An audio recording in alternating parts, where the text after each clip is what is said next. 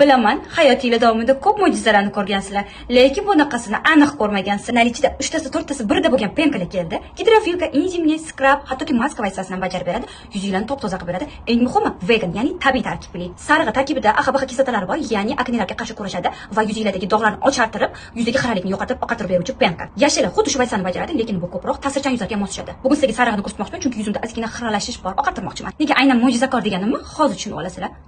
Qo'lingizda ham bemalol tarqatsanglar bo'ladi. Ichida xuddi mandarinni ezib solganga o'xshaydi, hadir-budirliklar bor.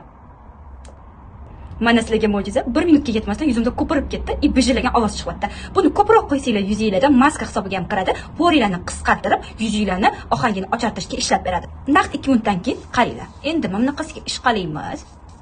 Ko'rdinglarmi, bu yoqni bugunimcha yana ko'pirdi. Yaxshilab ish qilaymiz. Yuvamiz. Vat ko'rib turganingizdek yuzimni oppoq va top-toza qildi. Eng muhim, umuman yuzimni quritgani yo'q, bittada lifting his qildim. Yashilini ham, sarig'ini ham ishlatib ko'rganman. Eng zo'r tahsinga loyiq penkalardan deya olaman.